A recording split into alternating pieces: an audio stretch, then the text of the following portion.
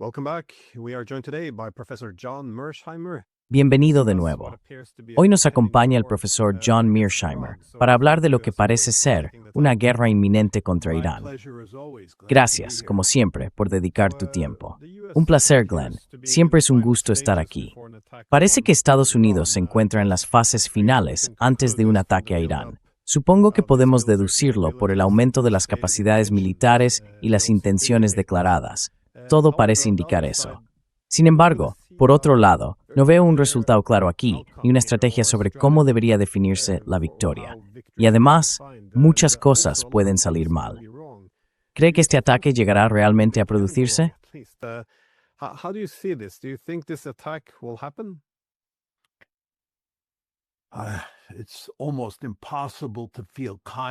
Es casi imposible sentirse seguro inclinándose hacia un lado u otro. Pero en realidad creo que se puede argumentar que después del discurso del Estado de la Unión de anoche, parece que Trump está buscando una vía de salida aquí. Permíteme darte mi opinión al respecto. Y de nuevo, quiero dejar claro que no estoy diciendo que Trump haya decidido no atacar, pero creo que nos estamos inclinando ligeramente en esa dirección. Primero, déjame empezar con el contexto más amplio y luego hablar de lo que dijo anoche.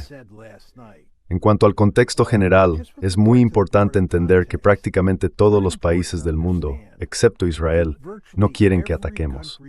No es que los saudíes y los estados del Golfo estén diciendo, aquí hay una gran oportunidad para atacar a Irán.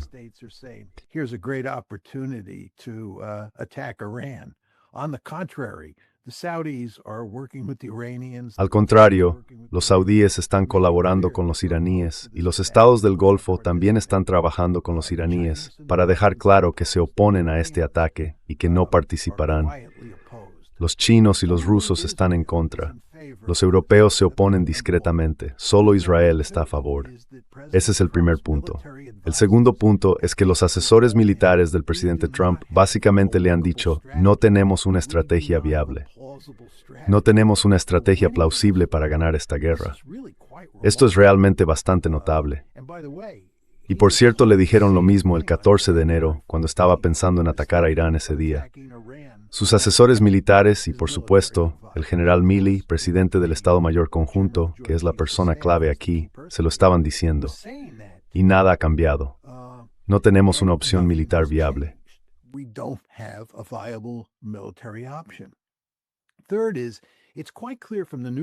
En tercer lugar, está bastante claro por las noticias en Estados Unidos que sus asesores políticos le están diciendo que esto es una muy mala idea. Está en serios problemas.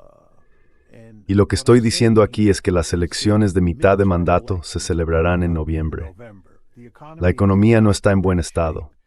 Su índice de aprobación ha caído mucho. Y si los demócratas logran una gran victoria en otoño y consiguen el control tanto de la Cámara de Representantes como del Senado, lo cual es posible, probablemente será sometido a un juicio político. O al menos hay muchas posibilidades de que lo sea y luego sea condenado. Así que, en cuanto al entorno político en el que se mueve estos días, esas aguas están infestadas de tiburones. Son muy peligrosas. Y no es de extrañar que sus asesores políticos le estén diciendo, no hagas esto, no hagas esto. Y de nuevo, hay que pensar en las consecuencias de un Senado y una Cámara de Representantes controlados por los demócratas.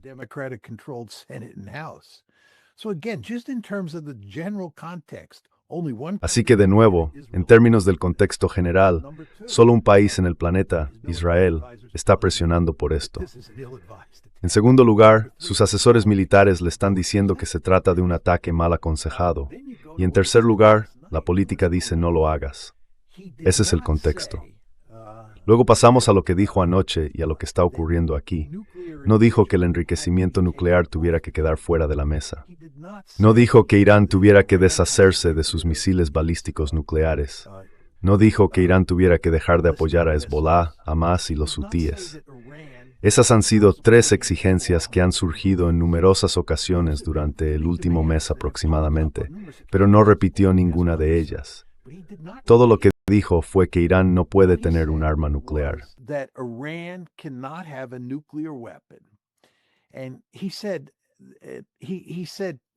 Y dijo que lo que necesita oír de ellos, y que no lo ha oído, son lo que él llamó, con su propia expresión, palabras secretas, ¿verdad? ¿Y cuáles son las palabras secretas que no ha oído? Nunca tendremos un arma nuclear. Así que es muy importante centrarse en lo que dijo. Solo estaba tratando el tema del arma nuclear aquí, no el enriquecimiento nuclear, ni los misiles balísticos, ni el apoyo a los hutíes, Hezbollah o Hamas. Simplemente dijo que quiere oír de ellos. Nunca tendremos un arma nuclear. Esas son exactamente las palabras del presidente Trump en el discurso sobre el Estado de la Unión. Pues bien, poco antes de su discurso sobre el Estado de la Unión, el ministro de Asuntos Exteriores iraní, Araghchi, dijo, y le voy a citar, «Nuestras convicciones fundamentales son cristalinas». Subrayo las palabras cristalinas.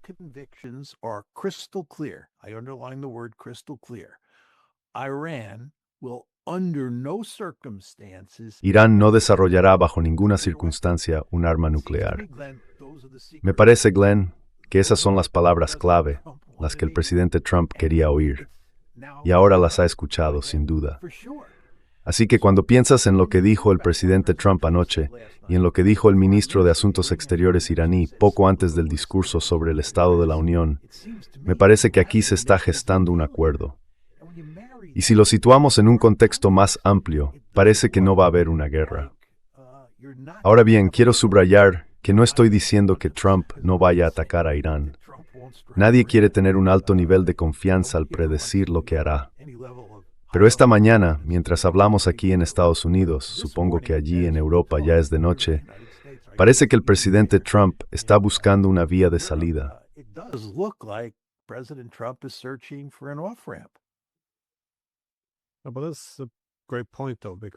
Es un gran punto, sin embargo, porque yo daba por hecho que la guerra era inevitable si no existía ninguna posibilidad de un acuerdo de paz. Pero claro, eso era porque sabía que los iraníes no cederían ni un ápice en la cuestión del enriquecimiento con fines civiles, los misiles balísticos o sus alianzas regionales. Sin embargo, si se trata de armas nucleares, entonces hay una posibilidad de acuerdo. Antes existía un acuerdo llamado JCPOA, así que esa es la razón para el optimismo, si sugiere que Trump está reculando en parte de esto.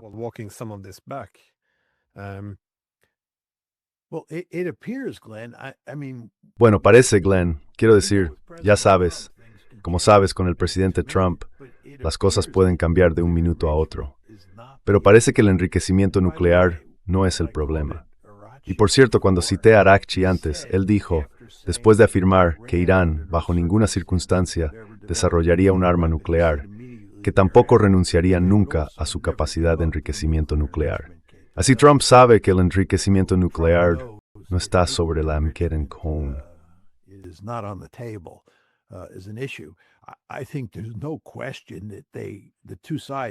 Creo que no hay duda de que las dos partes pueden llegar a un acuerdo que se parezca al JCPOA. Y si los iraníes son inteligentes, y creo que sin duda quieren evitar una guerra, y avanzamos hacia algún tipo de acuerdo que se asemeje al JCPOA, los iraníes dirán que es un mejor trato tanto para Estados Unidos como para Irán que el JCPOA original. En otras palabras, los iraníes realmente tienen que ayudar a Trump a dar marcha atrás en esto. Trump se ha acorralado a sí mismo, y si va a alcanzar un acuerdo que se parezca al JCPOA, tanto Trump como los iraníes tendrán que trabajar juntos para que parezca que es un mejor trato para todos, de modo que finalmente podamos dar este asunto por cerrado.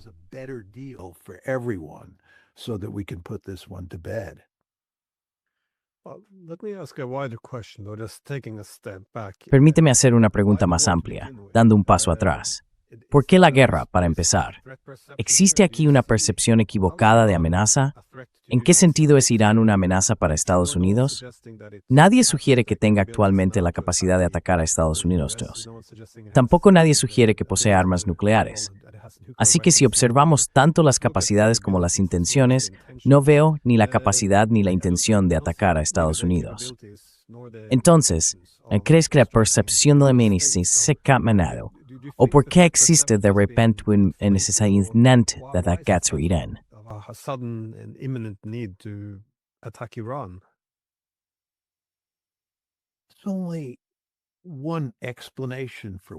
Solo hay una explicación para lo que está ocurriendo aquí, y puedo dártela en una sola palabra: Israel. Ya lo dije antes, prácticamente todos los países del planeta, excepto Israel, se oponen a esta guerra. Sus asesores militares le están diciendo que no tenemos ninguna opción militar. Como señalaste con toda razón, y nadie, creo yo, puede refutar lo que dijiste, Irán no representa una amenaza para Estados Unidos. Y cuando Steve Witkoff dice cosas como, los iraníes están a 1 o 2 semanas de desarrollar un arma nuclear, todo el mundo a estas alturas reconoce que eso es un completo disparate. Estamos haciendo esto por la presión de Israel y del lobby dentro de Estados Unidos.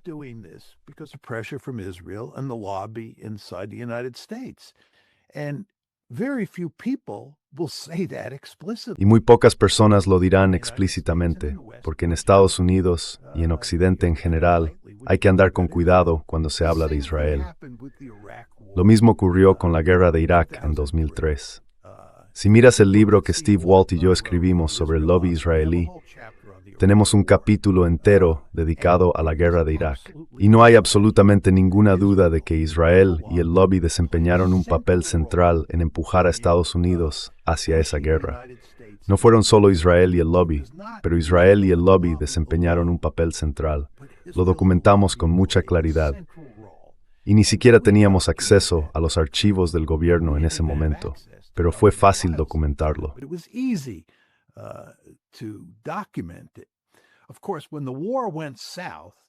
Por supuesto, cuando la guerra se torció, Israel y sus partidarios se esforzaron mucho en afirmar que ni Israel ni el lobby tuvieron nada que ver con empujarnos a esa guerra, pero sí lo tuvieron.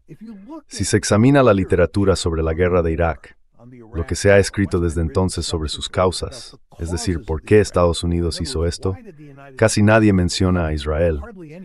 Y si mencionan a Israel y al lobby, descartan esas dos fuerzas, Israel y el lobby, porque entienden perfectamente que se meterán en muchos problemas si culpan a Israel y al lobby de por haber provocado la guerra de Irak.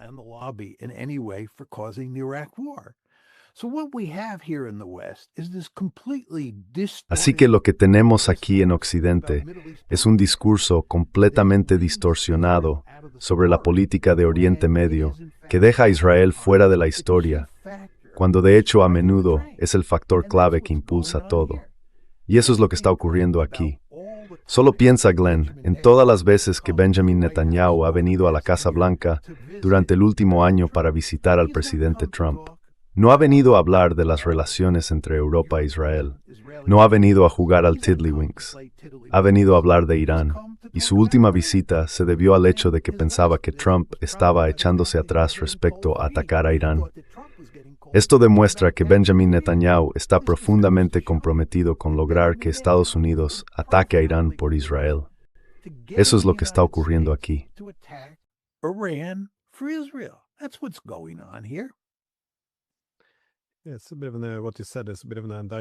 Es un poco lo que has dicho. También es, en parte, una acusación contra el mundo académico hoy en día.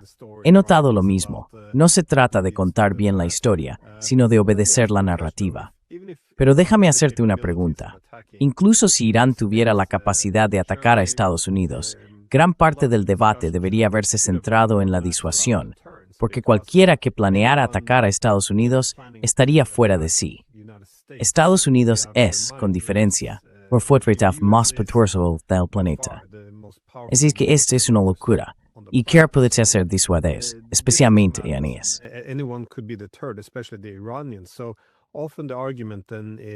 Muy a menudo, el argumento se organiza en torno a la idea de que Irán simplemente no es un actor racional. Y esta es, en cierto modo, la imagen que tenemos de Irán, esos mulás fanáticos e irracionales que no se preocupan por su propia población, que solo quieren destruir Israel y Estados Unidos a cualquier precio. Pero, ¿cómo interpretas tú a Irán? ¿Es esto simplemente propaganda bélica o consideras que Irán actúa de manera racional? Y si son racionales, ¿cuáles crees que son las amenazas a las que están respondiendo? Y ya sabes, ¿cuál se te es no far member de esas tanks? What's the rational way of responding to those threats? La cuestión es que Israel y el lobby han hecho enormes esfuerzos por presentar a Irán como el diablo encarnado. Y parte de eso consiste en describir a Irán como un actor irracional, un Estado enloquecido que apoya el terrorismo sin sentido, que está interesado en destruir a Israel y que de hecho Glenn intenta desarrollar armas nucleares. Así que, en cuanto consiga esas armas, podría lanzar un ataque nuclear contra Israel y borrarlo del mapa. Ese es el relato básico que se escucha de Israel y de sus partidarios más duros aquí en Estados Unidos. Y por supuesto, lo que está ocurriendo aquí, Glenn, es que Oriente Medio es en este momento una enorme zona de desastre.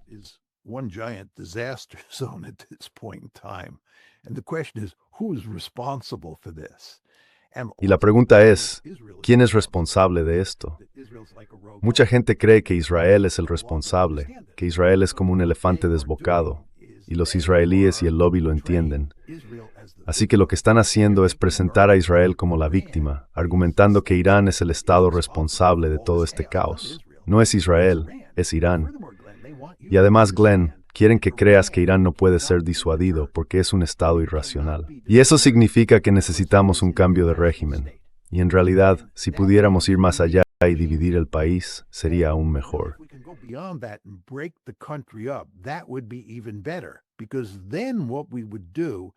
Porque entonces lo que haríamos sería sacar a este elefante desbocado de la mesa. Ya no importaría. Así que tienes toda esta narrativa que se ha desarrollado con el tiempo de maneras muy sofisticadas. Es asombroso hasta qué punto los gobiernos modernos pueden hacer propaganda. Los gobiernos occidentales modernos, incluido Israel en este caso. Su capacidad para hacer propaganda es realmente asombrosa. Y tú y yo lo sabemos muy bien por el caso de Ucrania también. Pero el resultado final es que mucha gente ahí fuera cree en la narrativa que describías. Y yo solo intento desarrollarla un poco más aquí.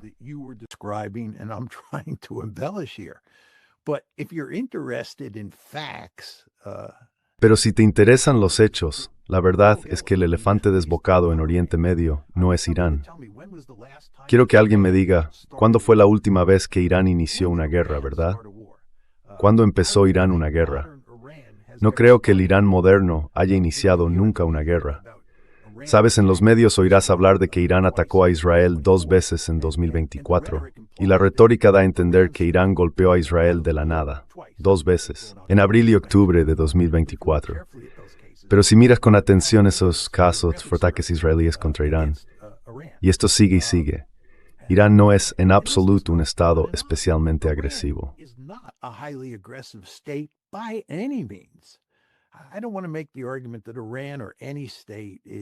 No quiero afirmar que Irán o cualquier otro estado se comporte siempre bien y sea un modelo de ciudadano en el sistema internacional. Así no funciona la política internacional. Como todos sabemos, los estados a veces se comportan mal, a veces son muy agresivos y así sucesivamente. No estoy diciendo que Irán sea un modelo de ciudadano, pero no es un estado particularmente agresivo. Ha sido víctima en casi todas las guerras en las que ha participado en los últimos años. Recordemos que fue Irak quien invadió Irán a comienzos de los años 80. Irán no invadió Irak. Y ha sido Israel quien atacó a Irán antes de que Irán atacara a Israel.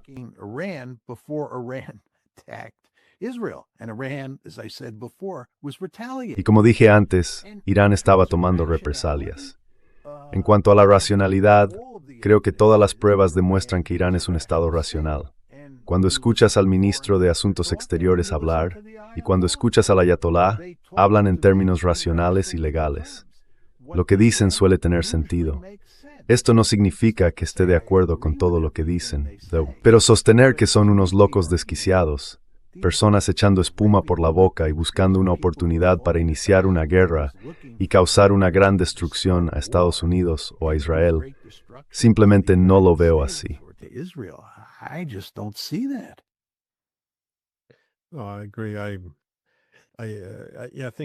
Estoy de acuerdo.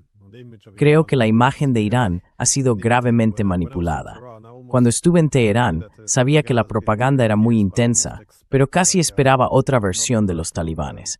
Así que cuando ves a la gente caminando por la calle, mujeres no completamente cubiertas, personas amables, te das cuenta de hasta qué punto te ha influido los medios de comunicación. Pero sobre la cuestión de la racionalidad y las armas nucleares, ¿tiene que ser Irán irracional para adquirir armas nucleares? porque pensaría que hay un argumento muy racional por el que Irán podría querer obtener un arma nuclear. Solo quiero dejar muy claro que esto no es una afirmación normativa, que deban conseguirla, sino más bien un argumento racional de maximización de la seguridad. Ahora bien, espero que no lo hagan, porque creo que sería un desastre.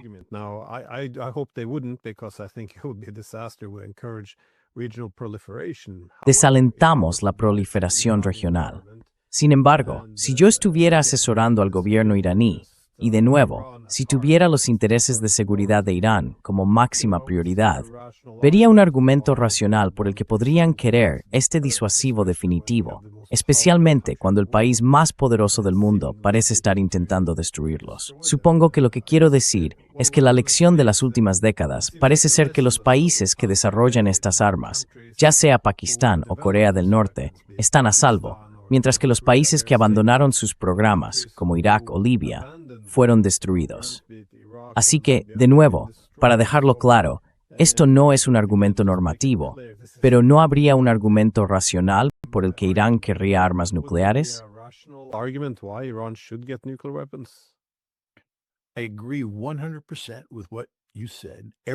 Estoy completamente de acuerdo con lo que has dicho, palabra por palabra. No puedo añadir mucho más, pero haré uno o dos comentarios adicionales. Primero, Israel tiene armas nucleares. ¿Significa eso que Israel es irracional? No. Fue una decisión estratégicamente inteligente o racional por parte de Israel. Si yo fuera David Ben Gurión o su asesor en aquella época, habría dicho, consigamos armas nucleares. Ahora bien, eso no responde al interés nacional de Estados Unidos. Como estadounidense, preferiría que no las tuvieran. Pero desde el punto de vista de Israel, tenía todo el sentido del mundo.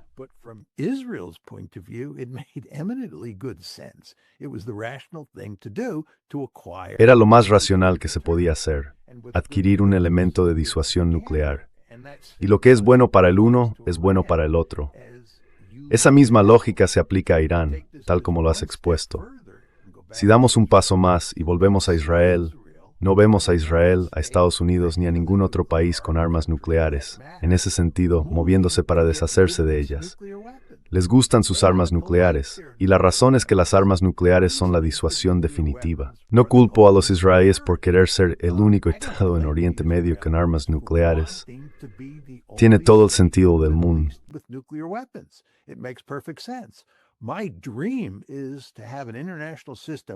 Mi sueño es tener un sistema internacional en el que solo un país posea armas nucleares, solo un país en el planeta, y ese sea Estados Unidos de América.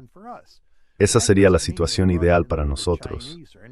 Pero eso no significa que los rusos, los chinos o cualquier otro país que tenga armas nucleares sean irracionales por quererlas también. Así que diría simplemente que la idea de que Irán es irracional porque quiere armas nucleares es un argumento ridículo. Pero es el tipo de discurso que tenemos en Occidente, y creo una vez más que gran parte de ello está impulsado por Israel y el lobby.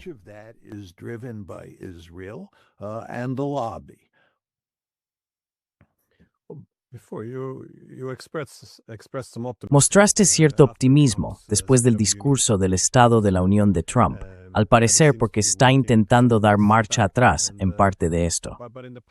Pero en el pasado, parece que se ha estado metiendo en una trampa, limitándose a sí mismo hasta cierto punto, porque ha enviado todas esas capacidades militares a Oriente Medio.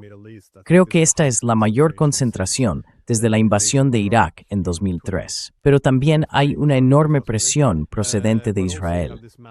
¿Crees que revertir todo esto depende simplemente de escuchar las palabras mágicas de Irán de que no obtendrán armas nucleares? Porque los iraníes han dicho esto de forma constante durante décadas y han mostrado disposición a hacer estos acuerdos con transparencia. ¿Crees que eso basta para desactivar toda la situación?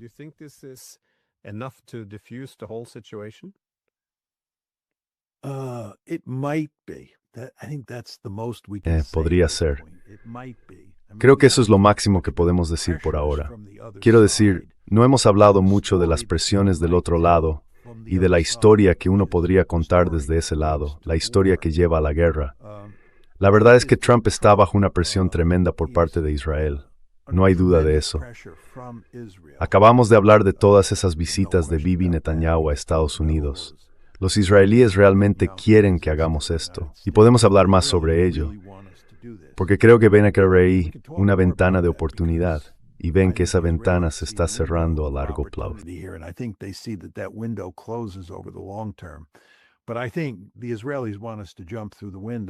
Pero creo que los israelíes quieren que saltemos por esa ventana ahora y ataquemos a Irán. Así que Israel y por supuesto el lobby, que básicamente hace lo que Israel quiere, ejercerán una enorme presión sobre Trump.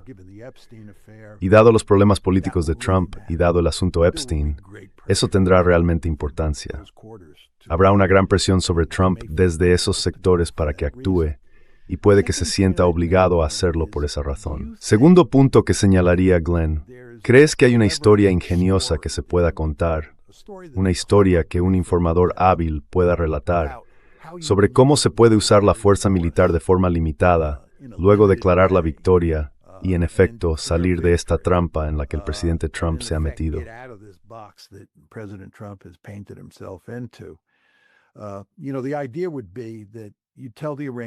Sabes, la idea sería que les digas a los iraníes que vas a lanzar un ataque limitado y que harás todo lo posible por minimizar los daños. Luego declaras la victoria y te retiras. Y quieres que ellos no respondan, al menos no de forma masiva como han prometido hacer. Después de eso, dejamos todo esto atrás.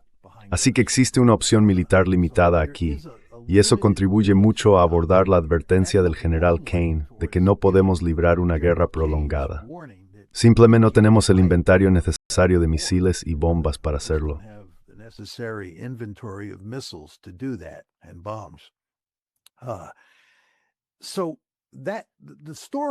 Sí.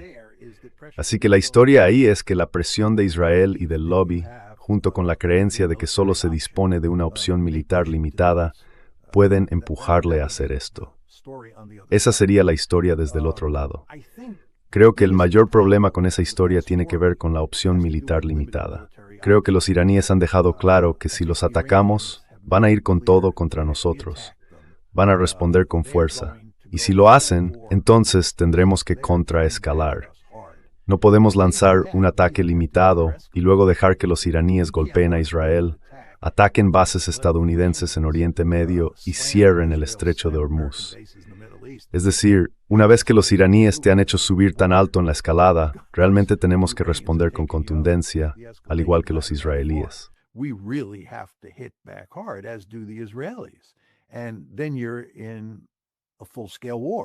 Y entonces te encuentras en una guerra a gran escala y no has logrado tu objetivo de mantenerla limitada. Así que parece casi imposible tener ese tipo de guerra. Podría contar una historia en la que los iraníes serían unos necios si aceptaran permitir que Estados Unidos o Israel, o ambos, lanzaran un ataque limitado y luego no hicieran nada. Creo que los iraníes deberían entender, y entienden a estas alturas, que la única manera de tratar con Estados Unidos e Israel es amenazar con golpearlos con fuerza, hacerles pagar un precio significativo si inician una guerra. Porque si se salen con la suya con un ataque limitado, volverán e intentarán hacerlo de nuevo.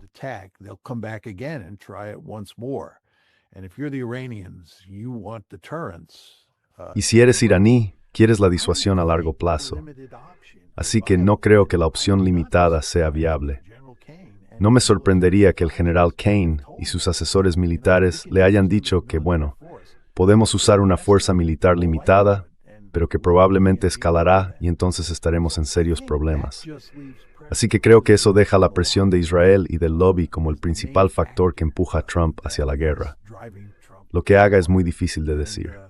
Aunque de nuevo, creo que si escuchaste el discurso del Estado de la Unión anoche y observaste los factores generales que influyen en esta crisis, parece que está empezando a dar marcha atrás.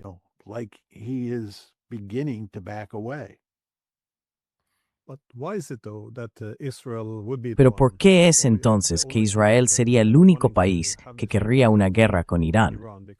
Porque sin duda están viendo lo mismo que nosotros.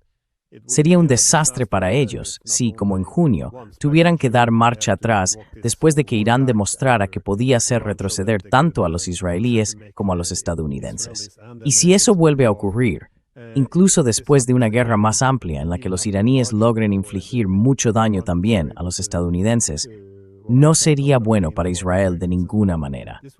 Y no va a ser posible que Israel se quede al margen esta vez.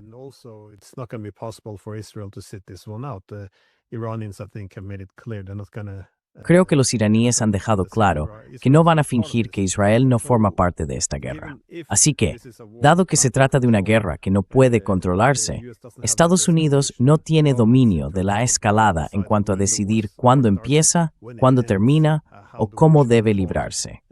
¿Por qué quiere Israel esto?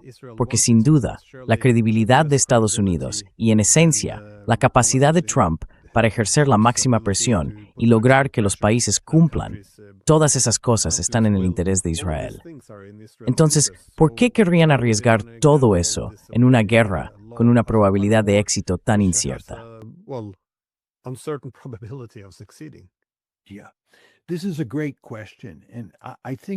Sí, esta es una gran pregunta y creo que es uno de los grandes enigmas del momento en lo que respecta a Irán. He reflexionado mucho sobre ello, así que déjame contarte cuál es mi opinión. Volviendo a la guerra de 12 días de la que hablabas, del 13 al 25 de junio del año pasado, los israelíes estaban muy interesados en poner fin a esa guerra. Se estaban quedando sin misiles defensivos para empezar. Y en segundo lugar, los iraníes se habían vuelto bastante sofisticados a la hora de averiguar cómo penetrar las defensas de Israel. Realmente estaban golpeando con fuerza a Israel, que como todos sabemos es un país muy pequeño y muy vulnerable a los ataques con misiles balísticos.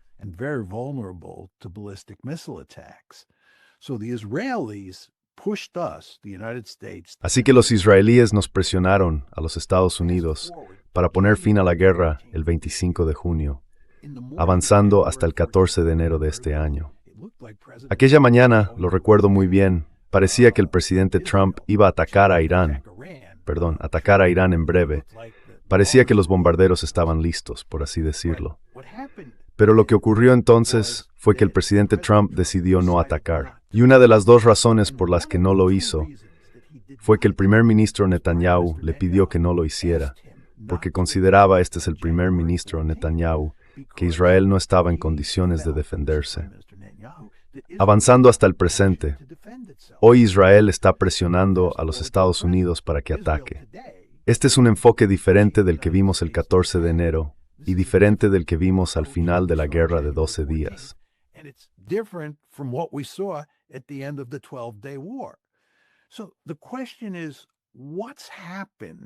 Así que la pregunta es, ¿qué ha pasado para que los israelíes estén ahora tan entusiasmados con un ataque? Esta es mi opinión al respecto. Creo que, en primer lugar, Estados Unidos tiene más recursos defensivos en la región y podemos hacer un trabajo algo mejor protegiendo a Israel de lo que podíamos hacer el 14 de enero o al final de la guerra de 12 días. Así que creo que nosotros, Estados Unidos e Israel, estamos en una mejor posición para proteger a Israel de los misiles balísticos. Pero está lejos de ser una situación perfecta. Muchos misiles seguirán atravesando las defensas. Ahora bien, ¿por qué están los israelíes dispuestos a aceptar eso? Israel está profundamente comprometido con la destrucción de Irán. Quiere un cambio de régimen, pero lo que realmente desea es desmembrar Irán. Quiere hacer con Irán lo que se ha hecho con Siria.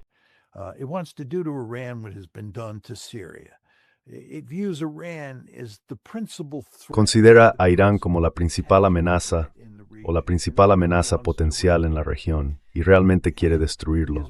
Y los israelíes creo entienden que la ventana de oportunidad para hacerlo se está cerrando.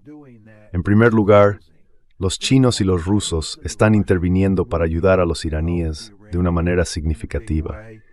Y si estudias Geopolítica 101, sabes que con el tiempo los chinos especialmente, pero también los rusos, harán cada vez más para ayudar a Irán. Además, Irán ha descubierto que los misiles balísticos son su arma mágica.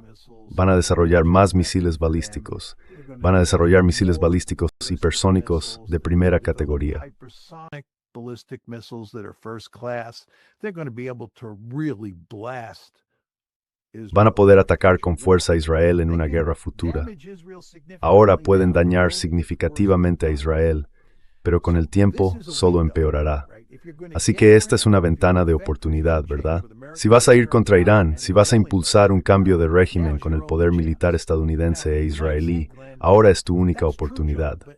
Ahora bien, podrías decir, Glenn, eso es cierto, John, pero no parece que esto vaya a funcionar. Es una estrategia muy arriesgada. En mi opinión, los estados adoptan estrategias militares muy arriesgadas, si no extremadamente arriesgadas, cuando las fuerzas políticas que los empujan hacia la guerra son realmente poderosas. Y creo que los israelíes ven a Irán como una amenaza existencial.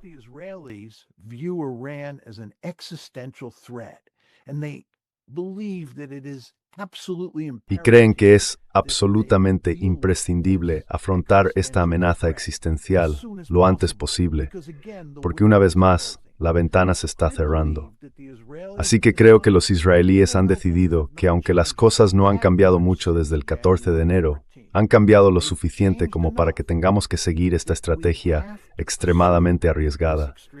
Y eso te dice, por cierto, Glenn, que los israelíes nos presionarán para que no lancemos un ataque limitado, para que Israel consiga lo que quiere, para que Israel consiga que destruyamos Irán. Y entiendes que eso es lo que quieren. Quieren que destruyamos Irán. Quieren un cambio de régimen, además de desmembrar el país.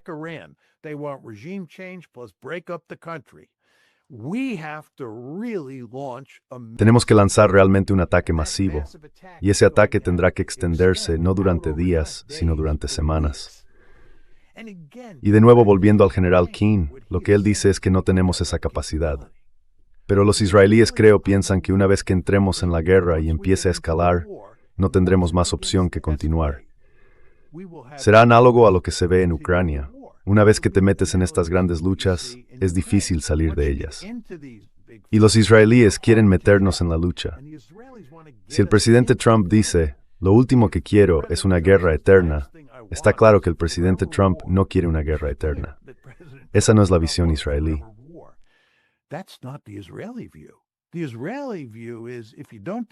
La visión israelí es que si no los derrotas de manera decisiva en las primeras etapas de la guerra, y esta se convierte en una guerra interminable para Estados Unidos, eso es lo ideal desde el punto de vista de Israel como alternativa a una victoria rápida y decisiva.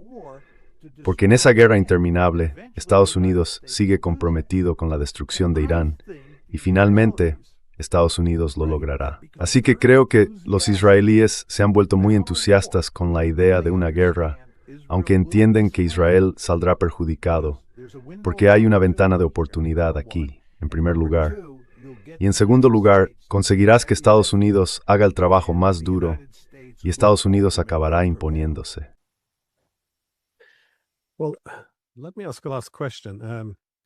Permíteme hacer una última pregunta, porque me alegra que hayas mencionado a China y Rusia. Tú y Stephen Walt habéis escrito sobre Estados Unidos como un equilibrador extraterritorial, y estaba pensando en esa línea, que existe un interés para Estados Unidos en mantener un equilibrio de poder en el continente euroasiático, es decir, que las potencias euroasiáticas se equilibren entre sí. Una preocupación clave es que, si Estados Unidos establece una presencia muy fuerte en el continente euroasiático, esto incentivará a las potencias euroasiáticas a equilibrarse contra Estados Unidos y sus ambiciones hegemónicas, en lugar de equilibrarse entre ellas. Eso agotaría a Estados Unidos a través de este equilibrio colectivo.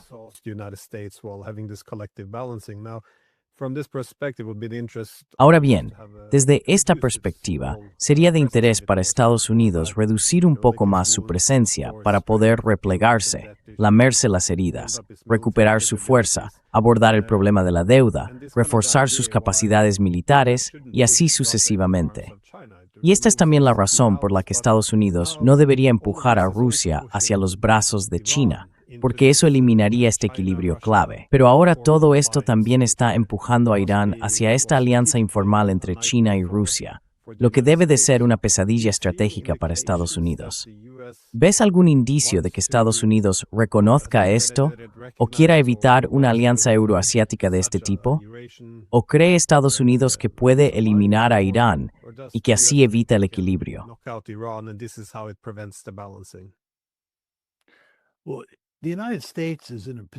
Bueno, Estados Unidos se encuentra hoy en una posición en la que básicamente intenta enfrentarse al mundo.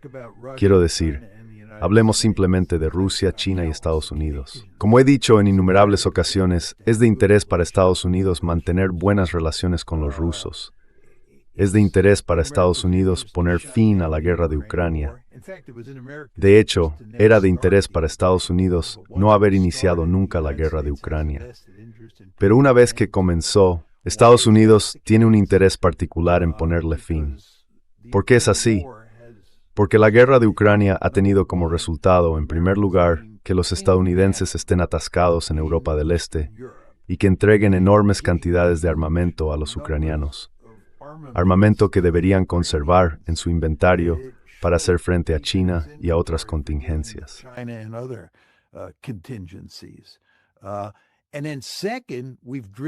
Y en segundo lugar, hemos empujado a los rusos a los brazos de los chinos, lo cual es una violación de los principios básicos de la política de equilibrio de poder. Estados Unidos y Rusia deberían mantener relaciones amistosas porque Estados Unidos está principalmente interesado en contener a China en Asia Oriental. China es el competidor de igual nivel, no Rusia. Así que, si observas cómo nos hemos comportado en el escenario mundial desde que entramos en la multipolaridad, está bastante claro que nuestro comportamiento con respecto a los chinos y los rusos no tiene ningún sentido.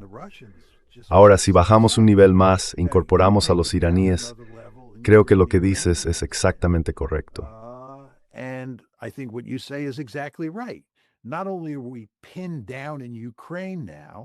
No solo estamos atascados en Ucrania ahora, sino que debido a Oriente Medio y a Israel, también estamos atascados en Oriente Medio. ¿Te imaginas lo que pasaría si nos involucramos en una guerra interminable contra Irán? ¿Qué significaría eso para nuestra capacidad de girar hacia Asia Oriental? Solo piensa en todos esos recursos navales y aéreos que tenemos dedicados hoy, mientras hablamos, a Oriente Medio. Es realmente asombroso. Y esos recursos no pueden utilizarse en Asia Oriental. Simplemente no está en nuestro interés. Y luego, como señalas, hemos unido a iraníes, chinos y rusos, y puedes añadir a los norcoreanos a la mezcla. Exacto.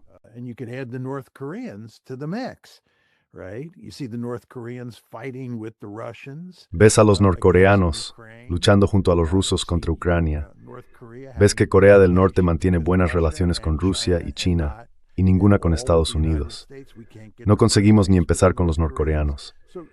Así que tenemos esta situación aquí, volviendo a Oriente Medio, en la que a medida que avanzamos, los chinos y los rusos van a tener un interés particular en mantenernos atascados allí para que no podamos girar hacia Asia. Y además, trabajarán con los iraníes para asegurar que estarán haciendo el baluarte contra Israel. Esto no nos conviene.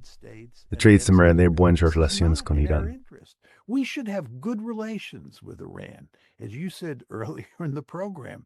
Como dijiste antes en el programa, Irán básicamente no representa una amenaza para Estados Unidos. Eso es correcto.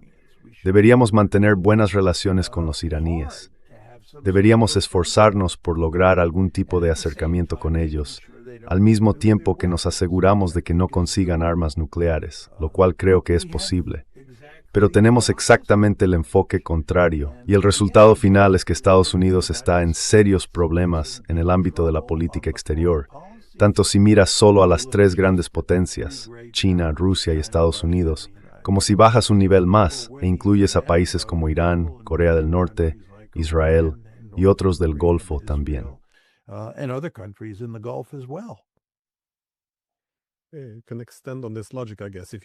Supongo que se puede extender esta lógica si también se observa cómo Estados Unidos está animando a la India a reducir sus vínculos y su conectividad económica con Irán, ya sea en el ámbito energético o en este corredor de transporte. Todo esto, lo único que hace es volver a Irán más dependiente de China, lo que fortalece a China y debilita a la India, haciéndola menos capaz de equilibrar a China. Así que muchas de estas políticas no parecen tener mucho sentido si se las analiza desde el prisma de la adaptación a una distribución multipolar del poder. Pero supongo que sí, ese es otro gran tema que abrir. Y sé que tienes un vuelo que coger esta mañana, así que gracias, como siempre, por ser tan generoso con tu tiempo y por compartir tus ideas y reflexiones sobre esta posible guerra que se avecina con Irán. This possible war coming up with Iran now. It's my pleasure, Glenn. I actually thought it was a great conversation. Es un placer, Glenn. En realidad, pensé que fue una gran conversación. Creo que hicimos un muy buen trabajo analizando los aspectos básicos de la situación en Irán. Esperemos que mi instinto, que no vamos a tener una guerra, resulte ser correcto. No tengo mucha confianza en que evitemos la guerra, pero hay algún motivo para la esperanza esta mañana aquí en Chicago. Y esperemos que realmente evitemos la guerra. Rara vez terminamos con una nota muy optimista, así que esto es un buen cambio. Sí, que tengas un buen viaje. Have a great trip. Gracias.